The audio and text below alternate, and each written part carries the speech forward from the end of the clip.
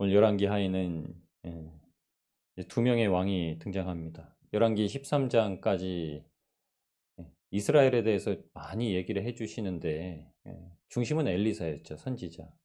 누차 얘기를 해 드렸습니다. 이스라엘엔 선한 왕이 하나도 없었고 하나님께서 계보를 이루시는 왕이 없었기 때문에, 구원의 계보를 이루시는 왕이 없었기 때문에 선지자를 중심으로 이제 보여 주십니다. 열왕기에만 북이스라엘과 남유다의 왕들을 이제 두루 비춰 줍니다. 이제 남유다의 왕을 이제 보여 주시는데, 오늘 중요한 말씀을 이제 하나님께서 허락을 하시죠. 남유다는 육기 구원의 계보를 이루고 있기 때문에 하나님께서 역사해 주시는 말씀 가운데 이 말씀을 주시죠. 이제 자기 죄로 죽을 것이라. 요한복음 3장 16절에서 18절까지 말씀, 하나님께서 세상을 사랑하시고 예수 그리스도를 보내주셨는데, 이게 굉장히 인격적인 만남이고 인격적인 구원을 주셨기 때문에 두루 행하여 주시는 구원이 아니죠. 두루뭉실하지 않습니다. 구원은 두루뭉실하지 않아요. 너와 내 집이 구원을 얻으리라 했던 이 말씀은, 첫째로는 첫 번째 그 집에 구원받은 자가 중요하다는 사실이고, 그로 말미암아 안 믿는 자녀들, 안 믿는 식구들이 구원받는다는 사실이 아니라 그들에게 전할 수 있는 복음을 갖게 되었다는 뜻이죠. 그리고 그 당시에는 가장이라는 직책은, 가장이 행하는 모든 일들은 가족에게 신임을 얻는 일이었기 때문에, 아버지가 뭐 믿다, 믿는다 이러면은 충분히 믿을 만하다는 겁니다. 이게 어떻게 보면 가부장적 사회의 주요 장점적인 특징입니다. 우리나라도 그랬죠. 아버지가 하시는 건 맞아. 그러니까는 아버지가 뭘 조금 잘못하셔도, 아버지가 잘못된 선택을 하셔도 순종하는 게 우리네 사람들의 생각이었죠. 근데 민주주의가 가부장을 무너뜨리죠. 민주주의가 가부장의 아주 중요한 것들, 장점들을 무너뜨립니다. 그러니까 가부장이라는 게 없어졌죠. 가부장은 집에 아버지가 장이 되어서 생활하는 게 가부장입니다. 그러니까 아버지가 바르게 서 있는 거죠. 그러니까 몇몇 그렇지 못한 일들, 사건을 중심으로 해서 모든 가부가 무너지게 된 거죠. 오늘 하나님께서 6절 말씀에 이렇게 말씀을 하셔서 아마샤가 행하게 됩니다. 오늘 말씀이 좀 헷갈리실 거예요. 왜냐면 요아스, 요아스, 아마샤, 여호, 아하스, 누가 유다 왕이고 누가 이스라엘 왕이야. 오늘 본문에서 그냥 누구의 아들 누구의 아들 하지 마시고, 유다는 아마스, 아니 아마샤, 그다음에 이스라엘은 요아스. 남유다에도 요아스가 있고, 그러니까는 왕 이름 때문에 헷갈려요. 아마샤라는 이 사람이 이제 중심입니다. 남유다의 이제 왕이었던 아마샤가 중심이 되어서 이제 오늘 하나님께서 말씀을 해주십니다. 아마샤의 아버지였던 요아스는 개혁을 합니다. 요아스가 그 할머니였던 아달랴가 이제 다윗의 가문을, 혈통을 이제 쭉 끊어버리고 나서 다 죽이려고 하는 가운데 요아스의 누이가 어린 갓난 아기였던 요아스를 피신시켜서 살립니다. 갓난장이까지 뭐 신경을 못 쓰게 되었던 거죠. 그 요아스의 누이는 이제 제사장이었던 여호야다의 아내였습니다. 그 당시에는 왕이 제사장 가문과 결혼을 하는 게 어떻게 보면 정치적인 힘을 유지하는 방편이었습니다. 신앙은 아니었죠. 목회자시거나 결혼하려고 한 의도한, 잘못된 의도하는 게 여기서부터 나온 거예요. 뭔가 어떤 게 힘을 실어줄 수 있는, 뭐 좋아하는 잘못된 의도였죠. 그 당시에 이제 성행했던 겁니다. 제사장이었던 여호야다와 결혼을 시키는데, 여호야다는 참 훌륭한, 하나님을 신실하게 믿는 제사장이었습니다. 그래서 이제 요아스를 잘 숨겨서 기르다가 6세 때 여호야다가 개혁을 하기 시작합니다. 그래서 60여 년간 요아스가 통치를 합니다. 근데 요아스가 한 가지 잘한 거는 성전을 회복하는 거였습니다. 친할머니죠. 친할머니였던 아달랴가 성전을 다 무너뜨린, 바알 우상을 섬기면서 성전을 회파하고 성전을 무너뜨리고 하나님을 업신여기다가 했던 것들 중에, 성전을 다시, 무너졌던 성전을 곳곳을 수리했던 것이 요아스 왕이 했던 겁니다. 요아스가 잘한 게 별로 없어요. 마지막 때는 그래서 그 통치가 잘못되어서 자기를 살려준 여호야다 제사장 아들 스가랴, 또 제사장의 제사장 직분을 이어받죠. 스가랴를 죽여버립니다. 그러니까 자기에게 올바른 말을 했다고 죽여버려요.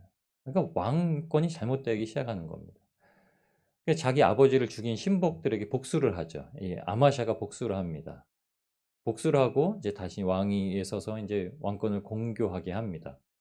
그런데 그때 그들에게만 복수를 하고 그 가문을 멸하지 않았던 이유가 있습니다. 하나님께서 그렇게 명령하셨던 거죠. 아마샤도 잘한 게 이거 하나 순종한 겁니다. 순종하여서 하나님께 한 번 은혜를 받아요. 그 순종이 여기서부터 시작합니다.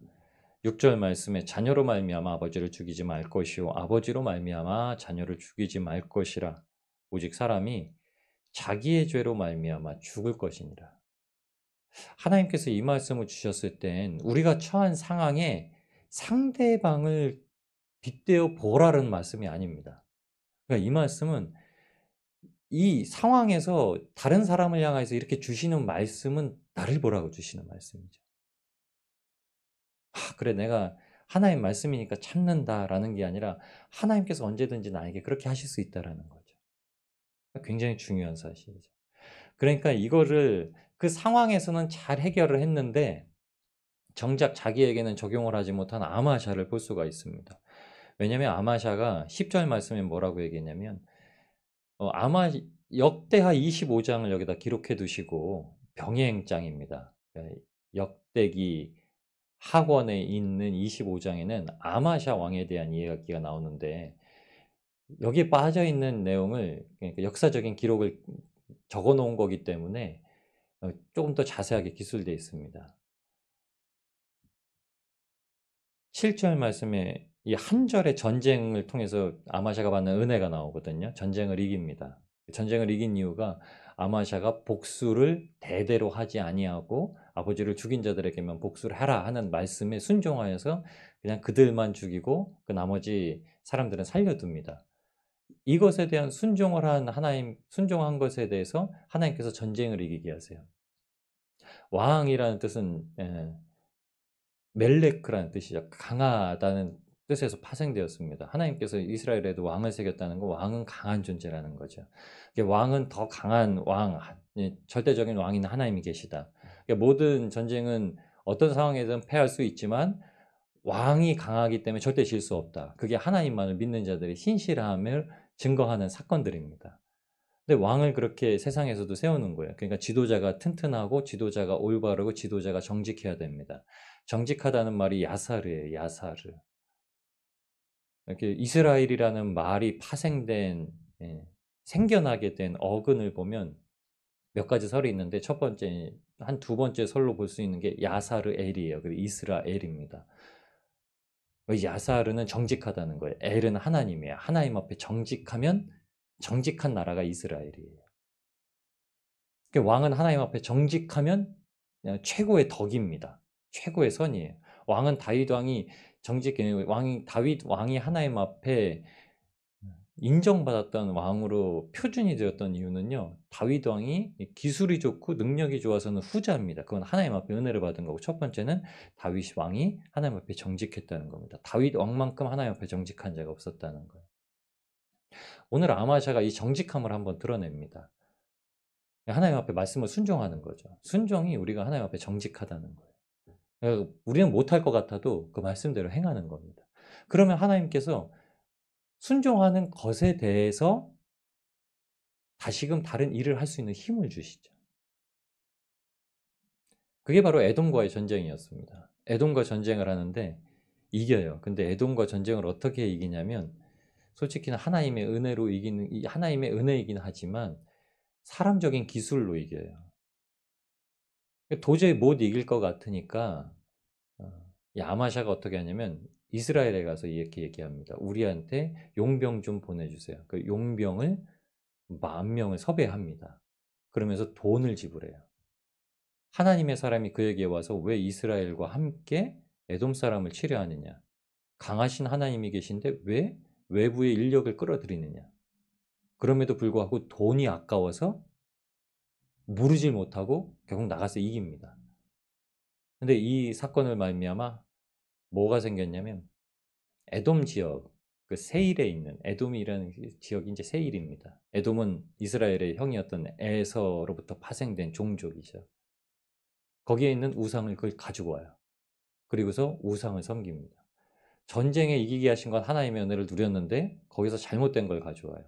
마치 사울이 하나님께서 허락하신 때를 기다리지 못하고 쳐서 멸하라고 했던 블레셋 족속을 치는데 가서 블레셋 족속을 치고 하나님이 다 멸하라고 했는데 보기에 좋은 걸 가져와요. 그러니까 이유가 그렇습니다. 하나님 앞에 이거 제사 드리면 참 좋겠다.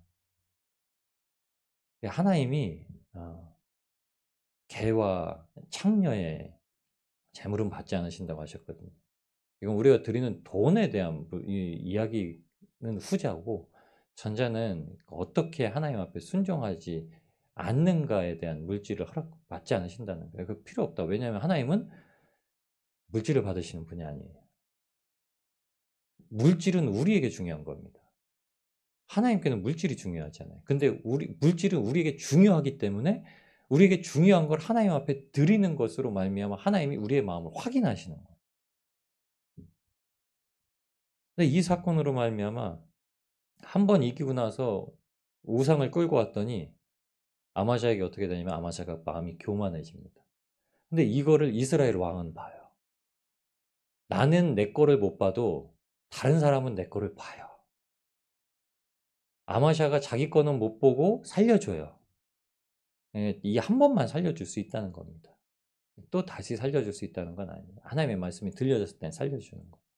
근데 자기는 못 봐요. 내가 하나님 앞에 그렇게 할 수 있다는 걸 못 봤기 때문에 우상을 끌고 와서 우상을 세워다 놓고 우상을 섬깁니다. 그리고 나서 이제 조금 자기가 한번 전쟁에서 이겨봤으니까 이스라엘에게 이제 얘기해요. 나랑 한번 붙자.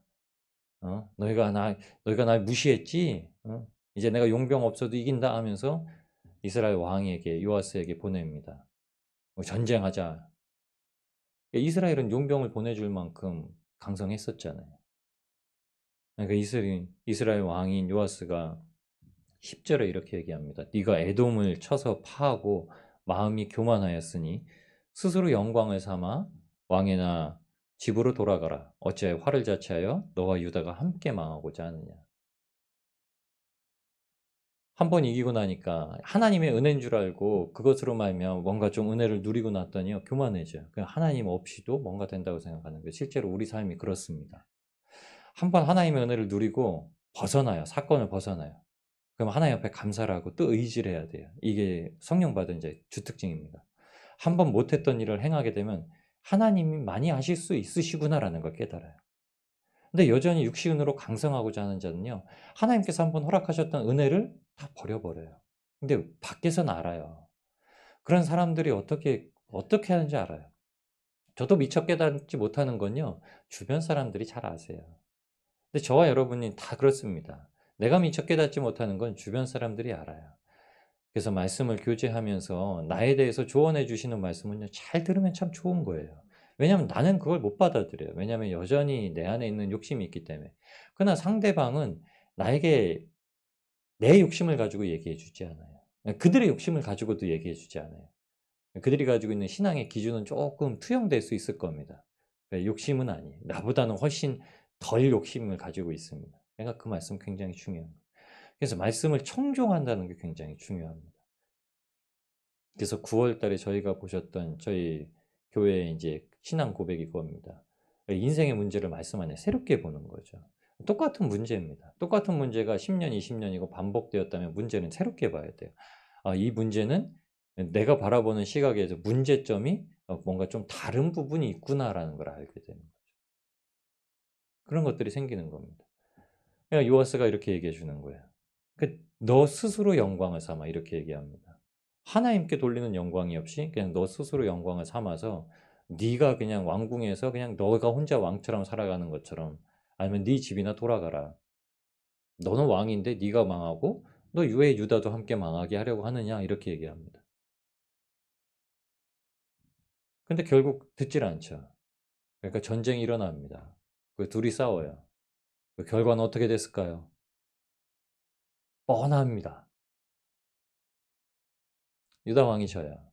아마샤가 유다가 이스라엘에게 패합니다. 그리고 아마샤는 이스라엘의 볼모로 잡혀갑니다. 뒷장에 보시면 이제 17절에 이렇게 얘기하죠. 이스라엘 왕 여호아스의 아들 요아스가 죽은 후에도 유다의 왕 요아스의 아들 아마샤가 15년을 생존하였더라. 잡히고 나서도 15년 살았다는 얘기예요. 사로잡혀서 15년 살았다는 얘기입니다. 유다 왕국이 망하진 않습니다. 북이스라엘이 확 유다를 넘어와서 유다를 점령해 버리진 않아요. 왜냐하면 하나님의 은혜이기 때문에. 절대 그렇게 못합니다. 그런데 그 왕은 더 이상 왕 노릇을 못하게 만들어 버리죠. 교만함의 특징이 주 특징이 이렇습니다. 그래서 12절, 14절에 이 말씀을 주시죠. 왕이 사로잡혀 갈 때 어떤 사건이 벌어지냐면 여호와의 성전과 왕궁 곳간에 있는 은, 금과 모든 기명을 탈취하고 여호와의 성전과 왕궁 곳간에 있는 금은 모든 기병을 탈취하고 왕궁에 있는 것만 빼앗기면 괜찮은데 성전 기물을 다 빼앗겼다는 거예요. 하나님 앞에 드려져야 될 제의식에 필요한 것들이 빼앗겨 버렸다는 겁니다. 이때 왕을 통해서 하나님 앞에 섬겨 드려야 될 것들이 빼앗겨 버렸다는 거죠. 더 중요한 사실은 그 아버지였던 요아스도 똑같이 행했다는 거예요.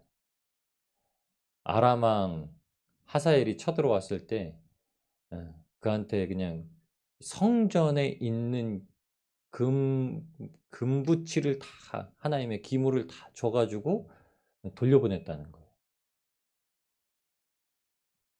하나님의 강함을 마음속에 두지 못하고 있으니까 무너져 버리니까 이렇게 되는 거예요. 다 빼앗기버리는. 뭘 빼앗기냐?